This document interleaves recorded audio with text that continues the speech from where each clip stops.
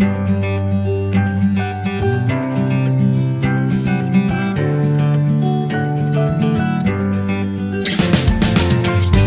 meus amigos e minhas amigas, estou em casa hoje recebendo uma visita muito especial que veio para cá a meu convite. Primeiro porque eu estava com muita vontade de conversar sobre a crise na saúde brasileira, o coronavírus, a crise mundial, sobre economia, e resolvi chamar um companheiro que eu tenho muita confiança, um companheiro que eu acredito muito, um companheiro que tem muito bom senso para discutir o assunto dele. Ele veio aqui em casa agora para entrar, tem que tirar o sapato, entra só de meia. Nós estamos a 1,5 metros de tanto. Eu peguei uma fita métrica para medir a nossa distância agora. Portanto, nós estamos tentando conversar aqui, tomando todas as precauções recomendadas pelo pessoal da saúde e pelo pessoal que cuida da ciência do nosso país. Haddad, nós estamos vivendo vários problemas de uma só vez. O que me assustou, sobretudo ontem à noite, foi o comportamento do presidente da República. Eu sei que a crise é grave, o coronavírus é uma coisa muito, muito delicada, já atingiu todos os países do mundo. Certamente, há 3 meses atrás, tinha gente que não acreditava que fosse possível sair da China e chegar ao Brasil. Já chegou em quase todos os países do mundo. E agora o que nós precisamos é tomar atitude para que não atinja muita gente, que não mate muita gente no Brasil. Nós vamos salvar o maior número de vidas possíveis, e para salvar a vida da gente vai ter que diminuir as pessoas infectadas. E para diminuir as pessoas infectadas, nós vamos ter que ter uma precaução, o confinamento, ou sabe, manter as pessoas sozinhas. E eu fiquei assustado porque o papel de um governante é tentar orientar a sociedade, é tentar orientar baseado em informações científicas, ou seja, o presidente tem o Ministério da Saúde, que tem presidente de várias instituições que cuidam da saúde, que tem vários institutos de pesquisa, que tem muita gente importante nessa área e que tem dado uma determinada orientação. Para minha surpresa, o presidente ontem aparece na televisão de forma intempestiva, fazendo uma guerra política contra a sociedade brasileira, contra governadores, contra prefeitos, que estão tentando acatar as orientações dadas pelo próprio Ministério da Saúde, subordinado ao presidente da República. E eu fico imaginando se é esse o papel de um presidente da República, ou seja, seria mais correto que ele tivesse convocado uma reunião com os governadores de estados, com o secretário da Saúde, juntado o seu ministério, dado orientação única para que o Brasil pudesse agir de forma coesa a nível nacional. Seria importante que, junto com essa resposta na saúde, a gente desse uma orientação de como a gente vai manter as pessoas, sabe, isoladas e preparadas e precavidas para não pegar o vírus. Eu queria te fazer uma pergunta, e depois eu quero fazer um comentário. Como é que você viu o pronunciamento do presidente da República ontem? A quem ele falou? Com que interesse ele falou? Qual era a preocupação do presidente naquele instante? Porque a mim parecia uma preocupação eminentemente política e eleitoral. Ou seja, ele não está pensando no povo brasileiro, não está pensando no coronavírus, ele está pensando nele. Então eu queria saber como é que você interpretou.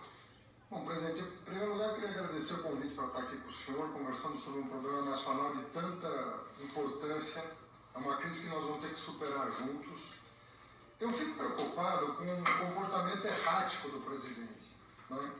Eu vou fazer menção a uma decisão que ele tomou domingo à noite e que ele teve que revogar na segunda-feira à tarde. Ou seja, uma decisão que não durou 24 horas. Aí ela segunda-feira de manhã já estava revogando. Pois é. Ou seja, no domingo ele toma a decisão de que os empresários poderiam parar de pagar salário por 4 meses, sem que o governo dissesse para os trabalhadores em geral como iam sobreviver nesse período. Dada a comoção que a decisão causou no país, ele foi obrigado a revogar uma medida provisória, que ele próprio tinha assinado na véspera. Ele tinha feito uma reunião com os governadores e o Brasil todo saudou o fato de ele ter finalmente feito por teleconferência uma reunião com os governadores, da qual os próprios governadores saíram um pouco mais tranquilizados. O pronunciamento acirra os ânimos contra governadores e prefeitos, também em menos de 24 horas. Então, o que eu gostaria até de ouvir o senhor falar, o senhor enfrentou uma crise, a maior do pós-guerra, em 2008. O Brasil sofreu em 2009 e em 2010 foi dos países mais cresceu no mundo, apenas um ano depois da crise. É óbvio que é uma crise de natureza diferente da atual. A crise de 2008 é uma crise eminentemente financeira, gerada pelos bancos, que especularam no mercado de crédito, no mercado acionário, no mercado de imobiliário, né?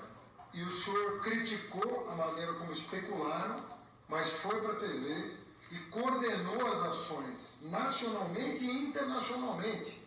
O senhor liderava, tinha um papel de líder, tanto no G20, quanto nos BRICS, quanto aqui no Mercosul, na Unasul, e nós conseguimos sair em 2010 gerando emprego, gerando renda, com mais crescimento, com mais bem-estar. Repito, é uma crise diferente a que nós estamos vivendo hoje, que começou como uma crise sanitária, mas que pode afetar a economia se nós não soubermos caminhar, transitar por ela. Então eu queria perguntar ao senhor, eu queria que o senhor comentasse, na condição de chefe de Estado, em 2008, quando a crise se abateu, e todo mundo dizia que ia arrebentar o Brasil, né? O senhor teve a maturidade de conduzir o país para fora daquela crise. Como é que o senhor vê esses movimentos erráticos de quem deveria estar liderando o país e coordenando as ações? Quer dizer, num dia diz uma coisa, no dia seguinte se desmente, e assim nós estamos nos atropelando, né, por falta de uma liderança sóbria, né, que tenha autoridade junto a governadores, prefeitos, autoridades sanitárias, junto a chefes de estados de outros países, junto à Organização Mundial da Saúde, que emitiu nota hoje, dizendo que o Bolsonaro está equivocado, que não é assim que se deve proceder, vai faltar UTI para quem estiver doente. Então, eu queria que o senhor passasse mais do que as decisões que o governante tem que tomar, mas a metodologia de tomada de decisão, o procedimento pelo qual o senhor se informou sobre a crise de 2008 e como o senhor liderou a saída da crise. O Haddad, o problema é que o presidente Bolsonaro, ele nunca fez questão de pensar em todos. Ele foi eleito pensando numa parcela da sociedade e ele tenta governar dando resposta a uma pequena parcela da sociedade que é minoritária, sempre com um discurso raivoso contra aqueles que pensam diferente deles. Esse é o problema do presidente Bolsonaro. Ou seja, um presidente da República, ele tem uma disputa durante o processo eleitoral, acabou as eleições, o cidadão ganhou as eleições, ele vai governar para todos. Ele vai governar para os adversários e para os aliados, para os ricos e para os pobres, ou seja, fazendo as suas escolhas preferenciais para que o Estado atenda aqueles que mais necessitam do papel do Estado. Esse deve ser o papel de um presidente da República. O Bolsonaro nunca se preocupou com isso. Eu lembro que na crise de 2008, que era uma crise diferente dessa, eu conversei com muita gente para que a gente pudesse tomar atitudes que fossem atitudes de consenso. Eu não esqueço nunca uma pesquisa que saiu publicada na imprensa brasileira, dizendo que o comércio mundial ia diminuir muito, que no Brasil também as pessoas não estavam comprando, porque as pessoas estavam com medo de ficar endividadas e não poderem pagar. Eu então acertei com o Frank Martins, conversei com vários ministros da área econômica e resolvi fazer um pronunciamento na televisão, mostrando a gravidade da crise econômica, a gravidade do que poderia acontecer se as pessoas se endividassem demais, mas ao mesmo tempo a gravidade que poderia acontecer se as pessoas parassem de comprar. Que era importante que as pessoas comprassem, que se endividassem apenas de acordo com aquilo que poderiam pagar, para a economia voltar a funcionar. Foi a primeira vez que a classe D e C compraram mais do que a classe A e B. e a economia brasileira se recuperou mais rapidamente. Você está lembrado que eu dizia, o Brasil vai ser o último a entrar e o primeiro a sair. E aconteceu isso. Nessa crise agora, que é uma crise mais grave, porque a gente já vinha com uma crise econômica, ou seja, o milagre econômico que a elite brasileira prometeu com o impeachment da Dilma não aconteceu em nenhum momento, e a crise estava já muito ruim no mundo inteiro, possivelmente reforçada pelo coronavírus na China, e a China se transformando no motor da economia mundial. Na medida que ela baqueia, o mundo inteiro baqueia, a crise econômica já vinha vindo, vem a crise do coronavírus e pega o governo totalmente desprevenido, porque ele não se cuidou. O governo poderia ter se informado, aprendido um pouco o que aconteceu na China, o que estava acontecendo no mundo, para tomar cuidado, para evitar que, junto com a crise econômica, você tivesse uma crise de coronavírus que pudesse ceifar a vida de muita gente nesse país. Pois bem, o descuidado do governo em cuidar da crise, ou seja, o governo deveria ter feito as reuniões com todos os especialistas brasileiros, poderia ter chamado os cientistas para conversar, os pesquisadores, os governadores, as lideranças partidárias no Congresso Nacional, o presidente da Câmara, o presidente do Senado, ou seja, o presidente não é obrigado a saber de tudo. Ele não é obrigado a dar conta de resolver todos os problemas. Mas quando você não sabe, por si só, tomar posições, você consulta. Você consulta a sociedade, você consulta os especialistas, você consulta as universidades, você consulta os governadores, coisa que em nenhum momento ele fez. Ou seja, ele só foi reunir com os governadores já pressionado pela falta de competência em tratar do coronavírus no Brasil. Pois bem, e quando ele faz o pronunciamento que ele fez ontem, ele dá uma demonstração de inabilidade política tremenda, porque ele não estava preocupado com o coronavírus ontem à noite, ele estava preocupado com ele.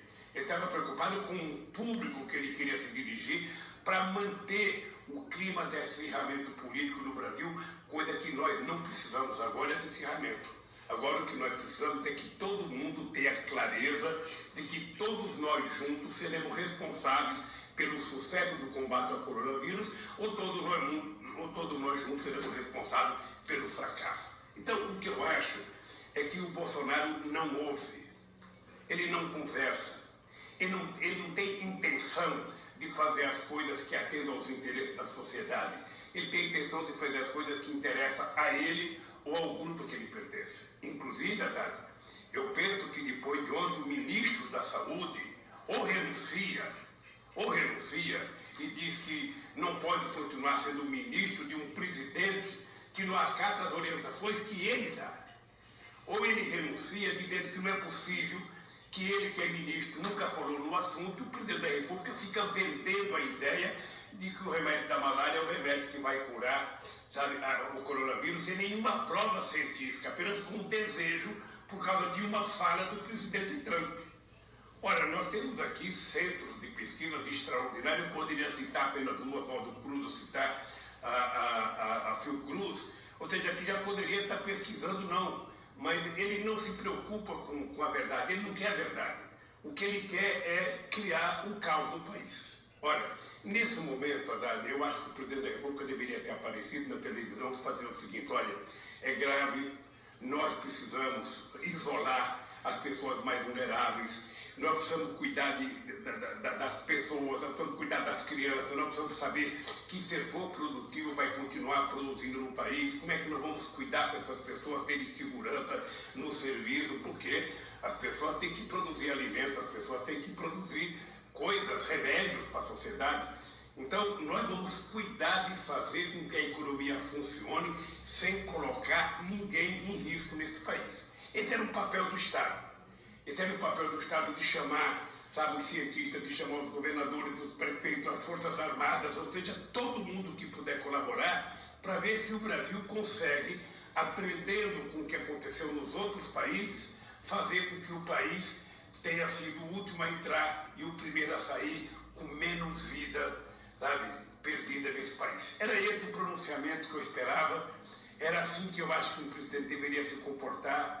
A arte de presidir um país é a arte de um maestro de uma orquestra. Você não tem que saber tocar todos os instrumentos, você apenas precisa saber reger. Você precisa apenas saber harmonizar, sabe, esses instrumentos. E o presidente da República, lamentavelmente, não sabe. Ele todo dia faz uma ofensa às pessoas, todo dia ele quer brigar com alguém, todo dia.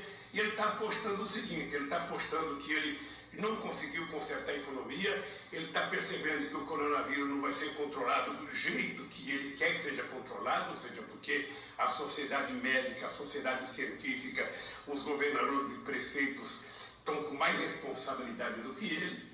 Então ele fica tentando, apostando na desgraça para dizer, tá vendo, eu não falei? Tá vendo, eu não avisei? Olha, nós teremos muito mais problemas, e eles serão muito mais graves, quanto menos responsável for o presidente da República. O presidente da República existe não é para propor o caos, ele existe para tentar harmonizar a sociedade brasileira entre os seus atores, entre as instituições, para que a gente possa dar conta dos problemas que nós temos. Isso vale para o coronavírus, mas isso vale para a economia, isso vale para outra coisa qualquer. Esse é o papel do presidente. Na hora que tiver uma eleição, vai ter a disputa e aí ganha quem tiver mais votos, ganha quem ganhar. Mas não pode fazer de tudo uma disputa eleitoral. Acho que nós estamos numa situação complicada, porque eu acho que o Bolsonaro não tem estatura psicológica para continuar governando o Brasil.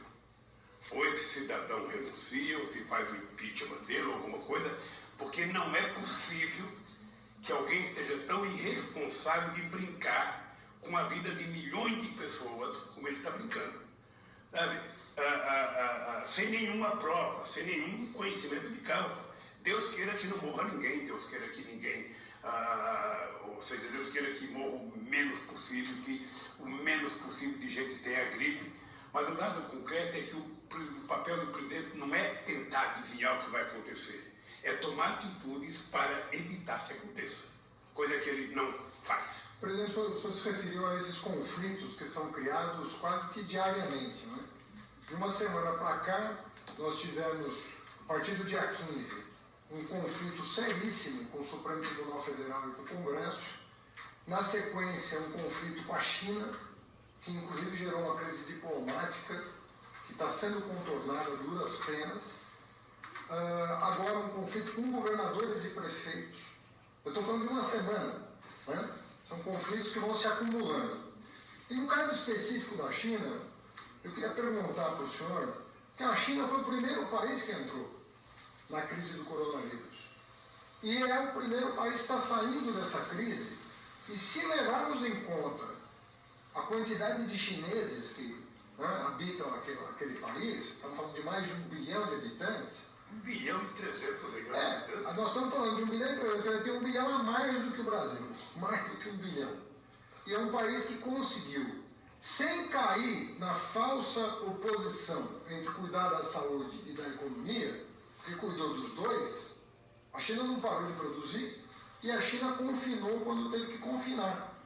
Ou seja, a província onde surgiu o problema sofreu um confinamento, da qual está saindo agora.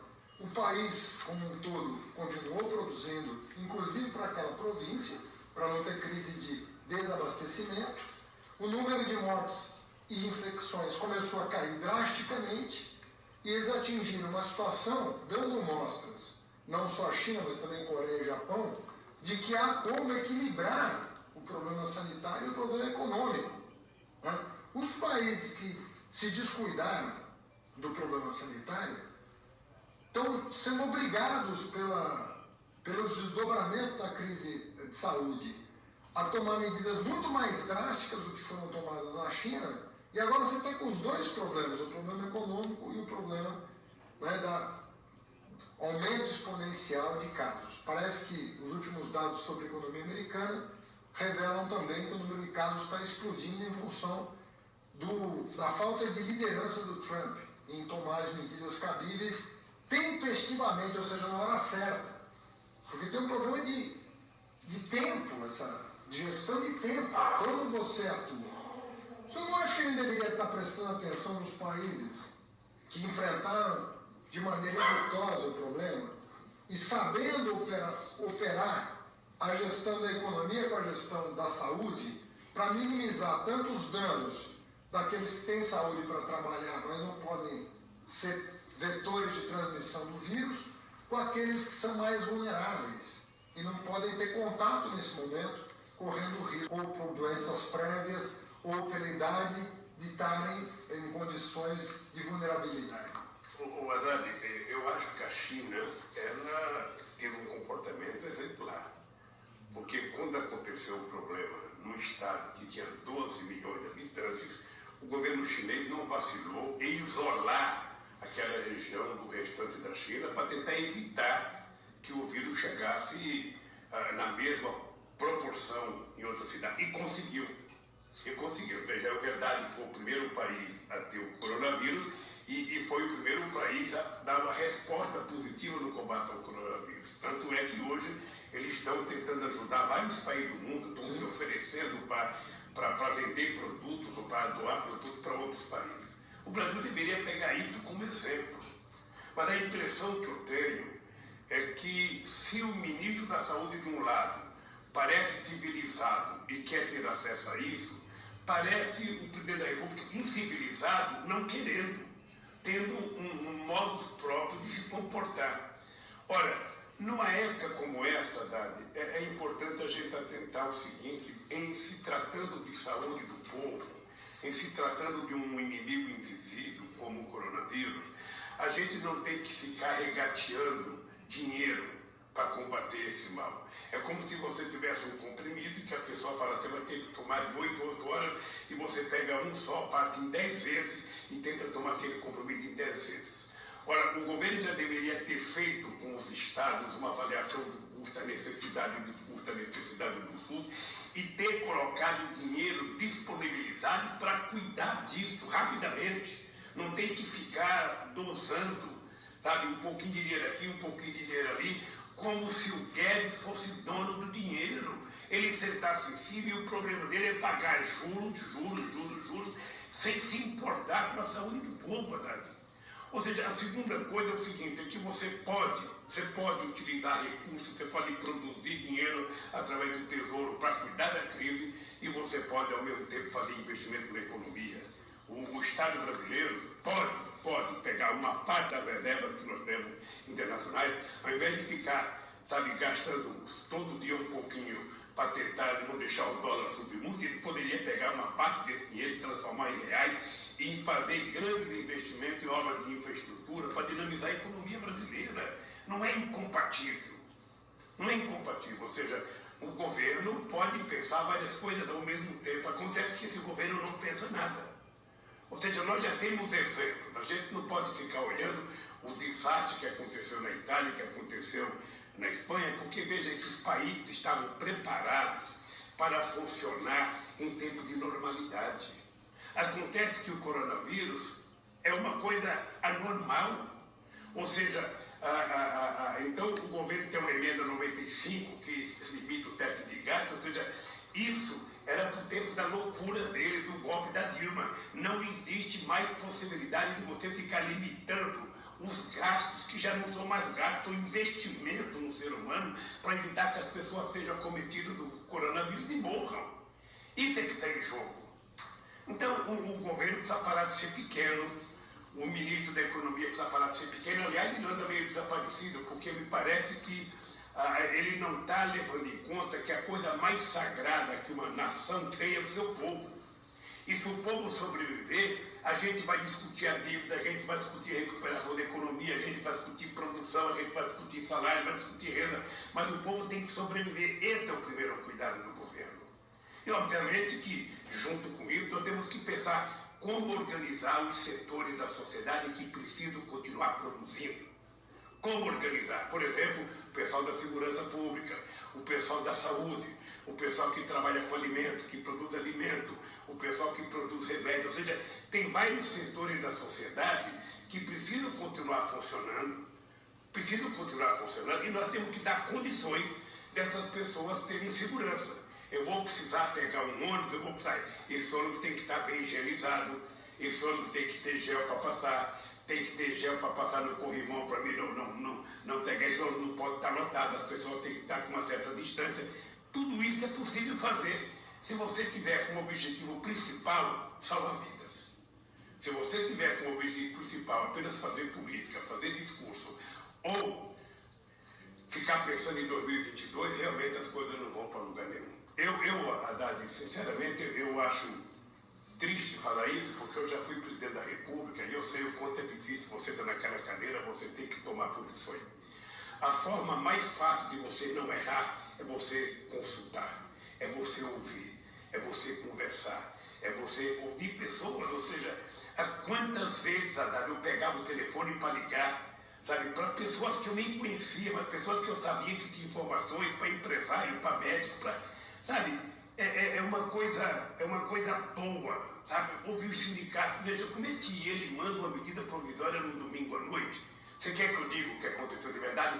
Ele não sabia da medida provisória. Aquela medida provisória foi a CNI que levou o documento para o Guedes fez a medida provisória, levou para ele não leu, assinou e só foi descobrir a bobagem que tinha feito no dia seguinte.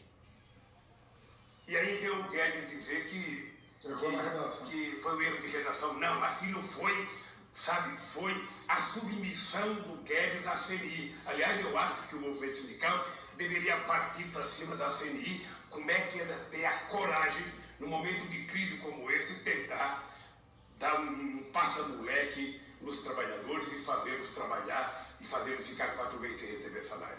Então, nada que esse governo faz, sabe, é de graça. Tudo me parece que é feito, sabe, com um único objetivo: atender aos interesses maquiavélicos do presidente da República, porque ele não pensa no Brasil.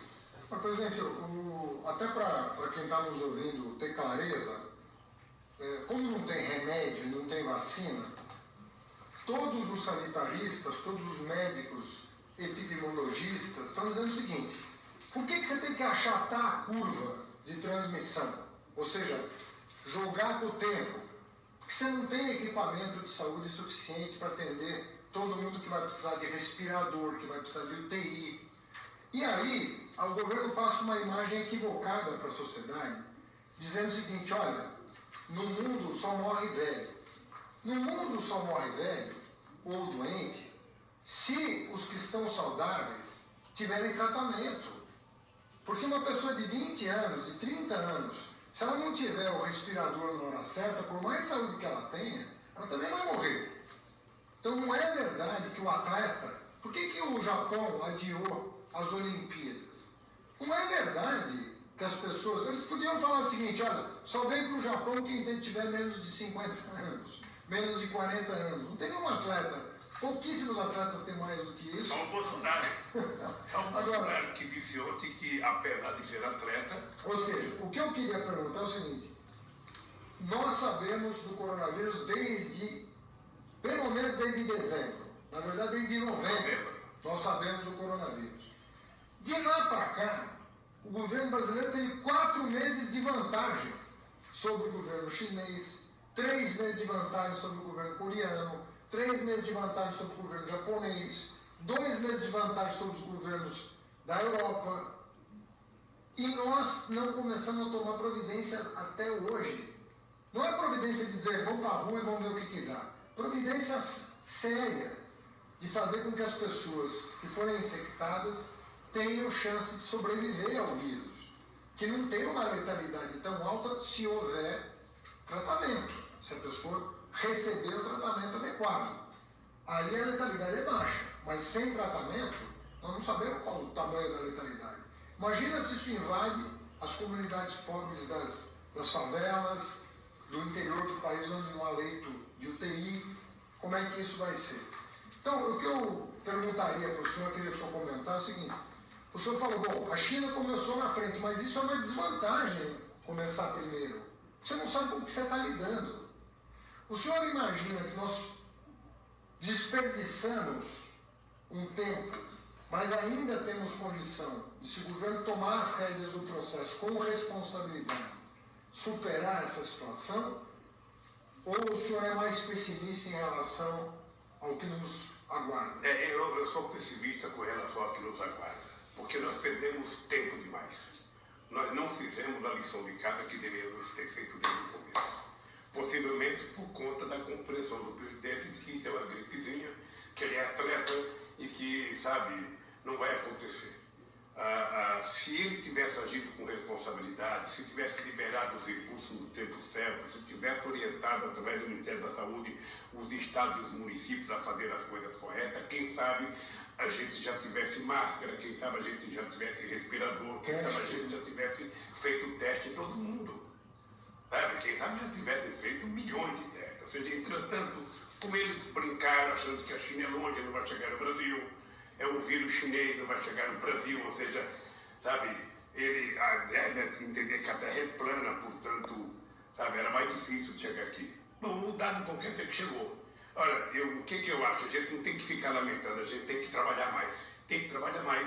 Eu estou vendo os governadores se dedicarem, todos os governadores do Sul, do Sudeste, do Nordeste, estão todos tentando fazer aquilo, porque ninguém quer carregar nas costas a responsabilidade pelo desastre, sabe, que mata milhares e milhares de pessoas. Então, eu acho importante os governadores continuarem assim, os prefeitos continuarem assim, e o presidente da República tomar juízo, ou o Congresso fazer com que as coisas aconteçam. A minha opinião, eu volto a repetir, sabe, nós temos um povo ordeiro, nós temos um povo que tem problema, o povo não tem salário, por isso é que nós decidimos que o Estado deveria garantir uma renda mínima que fosse igual a um salário mínimo para todo mundo, para a gente atravessar esse maremoto que está acontecendo. Ou seja, eu conheço histórias da Segunda Guerra Mundial de pessoas que ficavam dias e dias sem ter o que comer, dias e dias. Nós não precisamos disso. Nós não precisamos disso. Nós temos quem produzir, precisamos organizar a produção, precisamos organizar a distribuição e precisamos organizar, sabe, para que as pessoas possam receber o mínimo necessário para continuar comendo as calorias e as proteínas necessárias. Mesmo aí você tem uma escala preferencial. Você tem as pessoas mais vulneráveis, você tem as pessoas mais pobres, as pessoas que estão desempregadas, você tem os trabalhadores autônomos, você tem o pessoal que trabalha em aplicativos. Toda essa gente mais vulnerável tem que receber do Estado a garantia de que, olha, você não vai faltar o pão para você tomar café, não vai faltar o teu almoço, não vai faltar a tua janta. Você não vai ter, sabe, como é que fala, excesso de comida, mas as proteínas e as calorias necessárias você vai ter. Sabe, isso em época de guerra nós temos que fazer isso. Sabe, não tem que ter limite de pensar o que eu vou investir, ou seja, nós temos que investir. Veja que eu não estou utilizando a palavra gasto, eu estou utilizando a palavra investir, porque nós estamos tratando de vida. Gasto é quando eu deixo o dinheiro parado no banco para pagar juros e as pessoas morrendo de necessidade na rua, morrendo de frio, sabe? Morrendo de outras doenças mais elementares. Então, Haddad, o que eu penso é isso, olha, eu penso que o Bolsonaro chegou ao limite da compreensão das pessoas mais compreensíveis do país. Ele efetivamente não está preparado para tocar esse país. Você veja um cidadão que faz uma viagem para os Estados Unidos e me parece que já tem 23 pessoas que viajaram com ele que estão com coronavírus. Onde esse cara foi? Ele foi no ninho do coronavírus? Ele foi no ninho, veja, porque eu, graças a Deus, estive no epicentro do coronavírus. Eu estive na França, na Alemanha e Genebra, e ninguém da minha equipe pegou coronavírus. Ou porque nós somos abençoados por Deus, ou porque nós nos cuidamos. A minha pergunta é o seguinte: o que essa gente fez que, sabendo do coronavírus, ou eles acharam que na terra do Trump não tinha? Na terra do Trump podia tudo. E nós estamos vendo agora que os Estados Unidos podem se transformar logo, logo no epicentro do coronavírus por irresponsabilidade do presidente Trump, que tentou transformar o coronavírus numa guerra contra a China. Então, Haddad, não há espaço para brincadeira, não há espaço para brincar com a democracia, não há espaço para desrespeitar a sociedade. O Bolsonaro fica tentando apelar de uma forma, às vezes, até demagógica, sabe, falando em nome do povo pobre, que precisa de proteções de povo pobre. E o Estado tem recursos e pode produzir recursos para que a gente garanta, em tempo de guerra, que essas pessoas tenham tranquilidade, possam trabalhar, aqueles que precisarem trabalhar com muita tranquilidade, mas possam cuidar da sua família com muito respeito e com muito carinho, porque todos nós queremos estar vivos para recuperar a democracia no nosso país. Eu, Haddad, você sabe que eu, desde que voltei da Alemanha, amanhã fazem 14 dias, eu não saí de casa com a Janja. Ou seja, eu conversei com o Davi Wip, conversei com o Dr. Calil, conversei com o Padilha e falaram, olha, Lula, não é importante você fazer o teste, porque se você não tem nenhum sinal, sabe, não precisa fazer.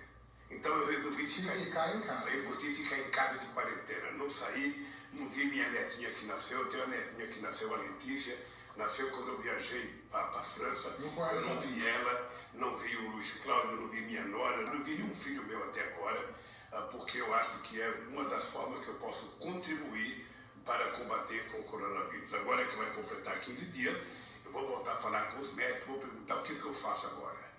A verdade é que eu tenho 74 anos, eu me sinto bem, eu me acho saudável, mas a gente não brinca com doença. Esse vírus não tem amigo, esse vírus só tem, sabe, gente que ele quer derrotar. E eu resolvi lutar, e uma das formas que eu tenho de lutar é me preparar, é me precaver.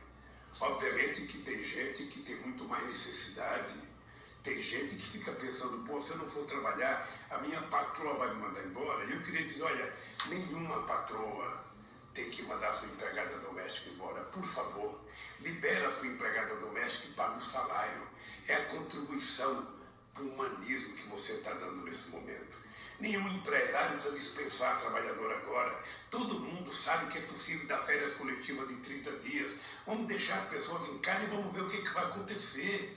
E depois a gente toma novas medidas. E o presidente da República, ao invés de ter a necessidade de falar bobagem todo dia, ele, pelo amor de Deus, seja responsável, converse com as pessoas, discuta com o Congresso, discuta com os governadores, com serenidade, discuta com o movimento social com muita serenidade, sem querer saber quem tem razão ou não. Ou seja, na conversa que você vai saber quem é que pode ter a melhor proposta e o que a gente pode fazer. Vamos colher o resultado de salvar vidas para todo mundo, para todo mundo. Ou seja, eu acho que é isso que nós estamos precisando. Eu tenho dito já há algum tempo que é o seguinte, nós precisamos recuperar o humanismo. Nós precisamos recuperar a ideia da solidariedade. Nós precisamos recuperar a ideia, sabe, de que nós temos que estender a mão um para os outros, porque nesse momento todo mundo precisa de apoio de todo mundo. Sabe? Não pode uma pessoa querer ir no supermercado e comprar tudo que tem lá, deixando os outros sem nada. Tem gente que está comprando papel higiênico o ano inteiro, sabe? Tem gente que está comprando coisas o ano inteiro. Isso é uma bobagem. Nós temos que nos respeitar. Nós temos que saber que atrás de nós tem uma outra pessoa que é ser humano, que precisa das mesmas coisas que nós. Então vamos repartir de forma solidária, sabe, nesse momento difícil. Eu penso que é isso que a gente deveria fazer nesse momento e acho que o Congresso Nacional, os partidos políticos, a sociedade precisa dar um jeito no Bolsonaro. O Bolsonaro não pode continuar governando esse país do jeito que vem governando, disseminando a discórdia, o ódio, a mentira e governando com fake news, mentindo. Outro dia eu vi no jornal que o Trump chega a contar em média 12 mentiras por dia no Twitter dele. Olha, como é que é possível alguém ser presidente de um país e passar a contar mentira o tempo inteiro? Então o Brasil está precisando de muito juízo, de muita solidariedade, de muita compreensão e de muita solidariedade. É isso. E sinceramente, eu só espero que o presidente Bolsonaro faça aquilo que é o papel dele, fazer como presidente, governar esse país. E não achincalhar os outros, desmentir os outros, provocar os outros e fazer papelão que ele fez ontem. Efetivamente, eu não esperava viver para ver o espetáculo de grosseria que eu vi ontem à noite na fala do presidente em rede nacional. Por isso, Haddad, eu quero te agradecer. Você sabe que você é uma das pessoas que eu gosto, que eu ouço, sabe, que sempre age com muito bom senso, com muita maturidade. Eu acho que esse momento é um momento em que a gente precisa estar todo mundo junto. Está todo mundo junto. Eu adoraria estar na rua, eu adoraria estar na academia, sabe? O jeito de eu ajudar é ficar em casa. E todo todos que puderem ficar em casa, fiquem em casa. Todos. Aquele que precisa trabalhar, nós temos que nos certificar que garantia essa pessoa vai ter de poder se locomover até o trabalho em segurança e de poder produzir em segurança. Porque as pessoas vão precisar comer, vão precisar andar de transporte, nós precisamos dar garantia a essa gente. É por isso que eu te agradeço, Haddad. Presidente, eu queria só terminar também lembrando a maneira como o senhor conduziu. Sempre gosto de lembrar que nessas horas difíceis é que você vê quem é a pessoa que está preparada para governar o país. Crise você não empurra para o colo do outro. Quando você está num cargo público, crise você assume com responsabilidade e capacidade de gestão. Crise, o homem público não empurra para o outro. Nem o governador pode empurrar para o presidente, nem o presidente empurrar para o governador. Ou se trabalha junto, para sairmos dessa todos juntos e saudáveis, ou esses homens não estão à altura dos cargos que assumiram. Infelizmente, é isso que está se demonstrando pelo comportamento deles até ontem. Nós todos esperamos que eles se imbuam da responsabilidade que assumiram e conduzam o país com a ajuda de todos para a gente superar essa situação. Parabéns, Lula, por tudo. Haddad, eu acho que mais uma coisa importante é o seguinte, era que o Congresso Nacional, através da liderança dos partidos políticos, chamasse o Ministério da Saúde, o Congresso Nacional, para ele dar uma explicação do comportamento do presidente. Porque ou o presidente está errado, ou ele está errado. Não é possível chamar o presidente da Anvisa. Que história é essa do remédio que está sendo testado e que já está salvando vida, que disse o Bolsonaro? Que história que é essa? Aonde é que está sendo pesquisado? Qual laboratório? Ou será que nós seremos retransmissores das invenções do Trump? Sabe? Então, eu acho que é isso que precisa ser feito. E, ao mesmo tempo, os partidos políticos, não apenas os partidos de esquerda, os partidos políticos todos no Congresso Nacional, aqueles que não são a sécula do Bolsonaro, começar a discutir muito seriamente, sabe, o que vai acontecer com o Bolsonaro. Olha, presidente, saúde para todos nós. A ordem aqui na Itália